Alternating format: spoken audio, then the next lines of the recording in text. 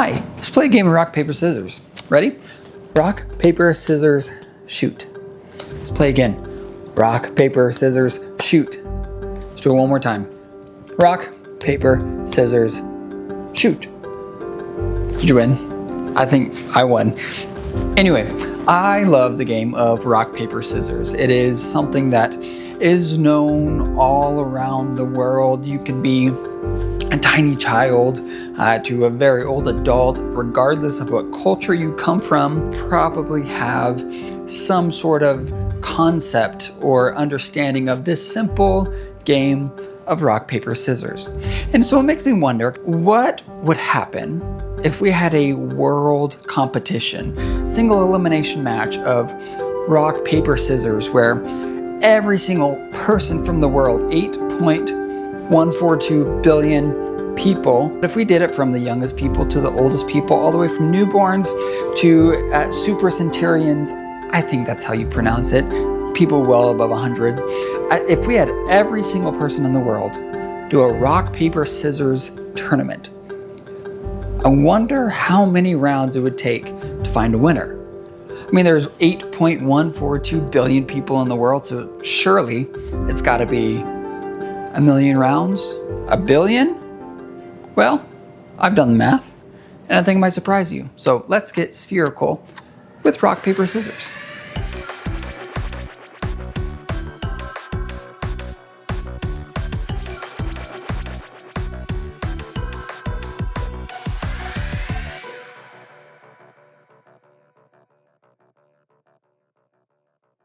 Rock, paper, scissors is the classic settle it all game that you can play from the time you're a child to all the way into adulthood. I'm a teacher and I use it in my classroom every single day to settle debates, to make a choice, to do all of these things. Rock, paper, scissors is the way to go. Even in pop culture, from movies to books to all of the in-between, you have this game that just sits there in existence where everyone seems to just understand the rules, which makes me think a world competition wouldn't be all that hard to do. But how long would that take? How many rounds? If it was single elimination, me versus you, rock, paper, scissors, shoot, we find a winner. How many rounds would it take to find that winner? Let's do the math. I'm gonna go get my comically large whiteboard. Be back. It's over here. Whiteboard. All right, let's start off simple with something small, right? Instead of going all the way to 8.142 billion, which is the amount of people in the world right now, let's start off small with 8. 2, 3. Oh, those are gonna be too big. 7, 8. Here are 8 people in a competition where you find one winner. Now, to go from 8 people, single elimination, down to 1, how many rounds do you think it would take? Well, let's say we cross out half of them because they're losers. Now we're down to 1, 2, 3, 4. So that's 1 round. Eliminated half the competition right there. Let's do another round. Say, boom, that guy, that gal, elimination. Now we are down to these 2, championship round. Okay? Boom, we find our winner. So to go from 8 to 1 to find a winner, it took 1, 2, 3 rounds.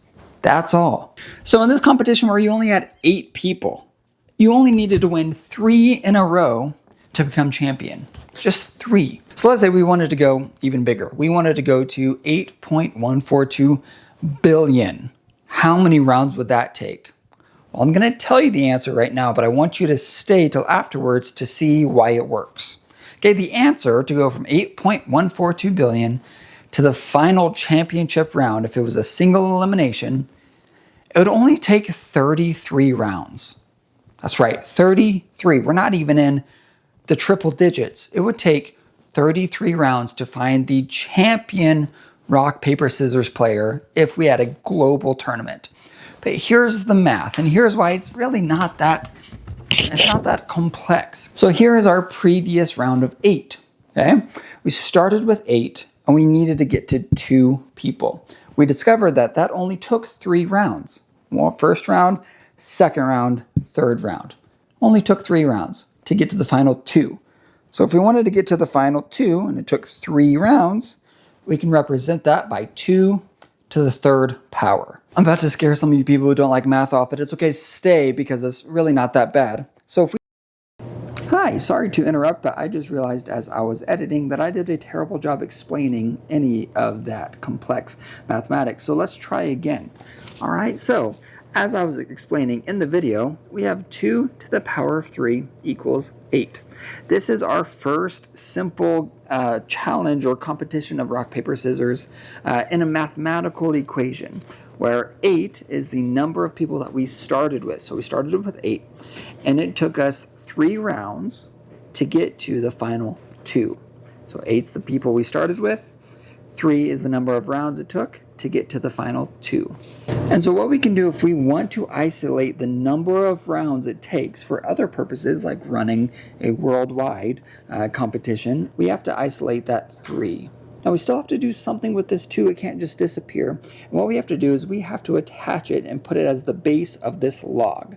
So 3 equals the log of 2, that's where that 2 went, and then 8. Now, our numbers are still the same. That 2 still represents the amount of people in the final championship round. 8 is the amount of people that we started with, and all of that equals 3, which is the amount of rounds it took to get there.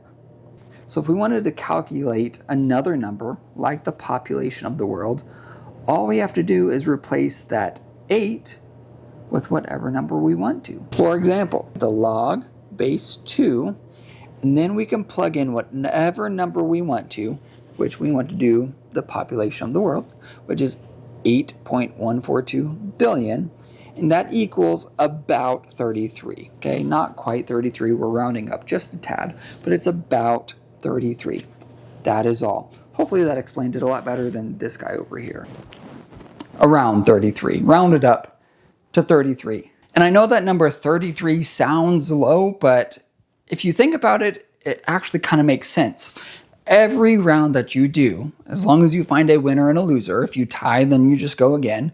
But every round, you eliminate half of the competitors.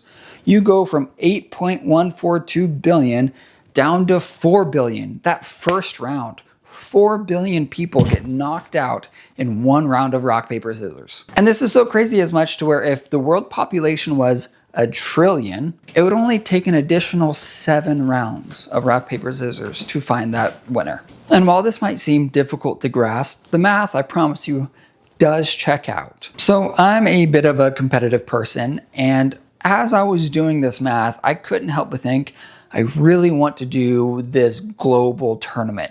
33 rounds of rock, paper, scissors. Let's get it done. Find a world champion. And obviously, that is not possible. But I couldn't help but think I really want to see me try. So I thought to myself, well, let's play 1,000 rounds of rock, paper, scissors. Why 1,000? I don't know. Why not? Because 1,000 is a cool number. And that's a lot. And since I couldn't find anybody to sit down with me and play 1,000 games of rock, paper, scissors, and every time I tried to play against myself in the mirror, we just ended up tying, I went to Replit. You just type in what you want and it makes it for you. I said, make me a rock, paper, scissors simulation where I can play and keep track of 1,000 rounds of rock, paper, scissors. And so it came up with this thing. It was super nice. I got to sit down and spend about an hour spamming rock, paper, scissors to see if I could get to a winning streak of 33. Why 33? Well, because hypothetically speaking, if I got a streak of 33, that means in that instance, I would be world champion. So as I grind away at 1,000 games, let's talk about a brief history of rock, paper, scissors. Rock, paper, scissors has a much longer history than people expect. Versions of this hand gesture game show up in ancient China as early as the Han Dynasty, where it was called shushiling. It is guessed that it was played in a similar way that we use it today, as a quick, non-violent way to settle disputes or make decisions. These early games weren't always rock, paper, scissors specifically, but they shared the same core idea: simple gestures that had clear outcomes, and there was no built-in advantage. The game eventually made its way to Japan, where it evolved into Janken by the 17th century. This is where the modern structure took shape: 3 choices, each one beating and losing to exactly one other choice. By the late 1800s and early 1900s, rock, paper, scissors had reached America, largely through increased cultural exchange with Japan. In 1932, a New York Times article about Tokyo rush hour explained the rules of rock, paper, scissors. And from there, a 1933 edition of Compton's Pictured Encyclopedia also describes the rules and mentions how it is a wonderful way to settle disputes. Over time in the US, it became a playground staple and lived up to the versions played in other countries as a casual decision maker for anything and everything. Now let's check back on how I did on my 1,000 games of this classic game. I was hoping to get to 33 on a winning streak. The highest streak I got to was 9. Winning streak of 9, and man did I feel good when I hit 9, because I thought I was about to get to double digits, but I did not. But the crazy thing about this is, even though I got to just 9, which is a lot less than 33, that still puts me in the top 1% of the world if this was in real life. So in reality, I'm in the best 1% of rock, paper, scissors players. Just saying. Just saying. And while doing all this math, going from a very big number like 8.142 billion down to just 1, and seeing how little it takes to go from a big thing to a small thing, I can't help but think of the opposite. Because if we consider how fast we can go from a big number to a small number, we also have to consider how fast we can do the opposite. Every interaction that you have with someone, whether it be positive or negative, influences the lives of not just them, but everyone around you. You are a walking billboard of either positivity or negativity. You can either build up everyone around you, or you can tear them down just as easily. You never know when a smile is going to change the course of history. You may smile at someone who then smiles at somebody else, and to where we have this multiplication of positivity, where instead of going from this big number to a small number like we did with rock, paper, scissors, all of a sudden your smile is affecting all 8.142 billion people in the entire world. But you have to be careful, because it can also be the opposite. One insult, one negative comment to someone can do the same amount of tearing down as something like a smile can do for positivity. You should strive to leave an impact on everybody around you, everyone you come into contact with, where you leave a legacy of positivity, of goodness, of gratefulness. That should be what you are striving for. Because being known for your positive impact on the world far outweighs any sort of medal or prize or championship you could ever win. If you would like to try the website that I made through Replit, where you can play 1,000 games of rock, paper, scissors, and it shows you your stats, I've actually posted it for free on my Patreon page. Have fun with it. Send me your results. I want to see the highest streak you can get to. If anyone gets to 33, my goodness, that would be insane. Thank you so much for watching this first installment of Spherical Cow. I love teaching. I love thinking of weird things. I'm excited to share with you what's in my mind. If you have any ideas, I'd love for you to give me a shout on Discord or anywhere else you can find me. Thanks, guys, and see you later. Need like a door to walk